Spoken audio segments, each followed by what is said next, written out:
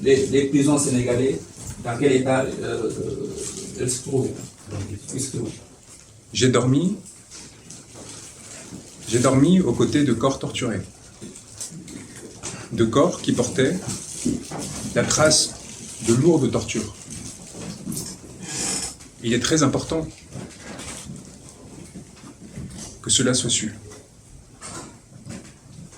Des cicatrices liées à des violences policières qui n'étaient pas exceptionnelles. J'ai vu des corps qui ont été traversés par des balles.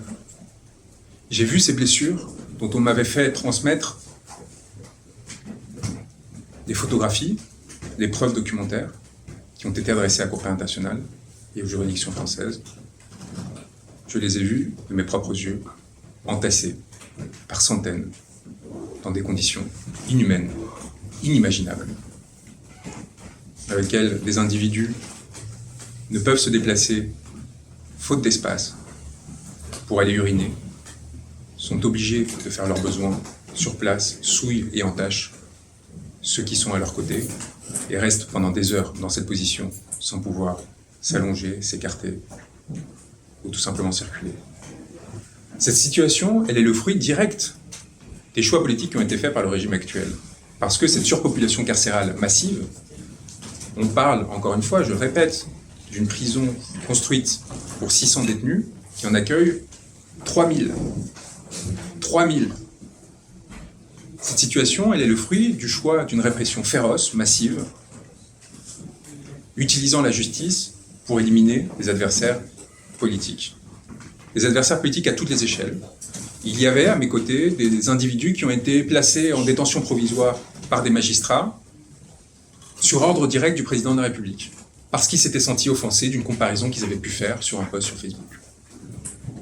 C'est important de l'entendre.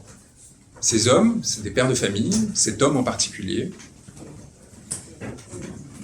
Mohamed Bilal Diop, est placé en détention provisoire, donc sans jugement, depuis plus de 4 mois. Pas de casier judiciaire, maire d'une commune.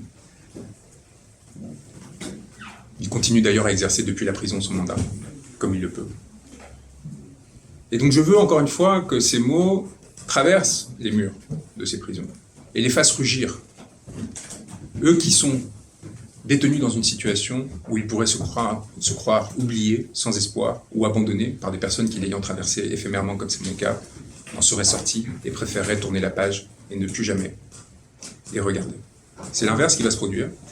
Ils ont commis l'erreur fondamentale de me faire voir ce qui ne saurait être vu, parce qu'encore une fois, même mes confrères n'ont pas accès aux chambres de détention. Ils sont évidemment retenus au niveau des parloirs, donc ils entendent ce que leur disent leurs clients. Mais moi, je me suis retrouvé au milieu de ces personnes, de leurs espoirs, de leurs craintes et de leurs inquiétudes, et c'est ce qui m'a amené à demander à Ousmane Sonko d'arrêter sa garde à vue, sa grève de la faim, parce qu'ils ont besoin de lui. Ils ont besoin de cet espoir qu'il représente. Parce que cet espoir, c'est tout simplement celui de retrouver une vie normale. Et de sortir de cet enfer. Il faut aussi que les personnes qui se rendent au Sénégal pour faire du tourisme, pour retrouver les leurs, aient conscience qu'à quelques pas de là, sur les corniches de Dakar, au centre de la capitale, des milliers d'êtres humains sont entassés comme de la volaille, parce qu'ils ont osé penser, lutter, militer.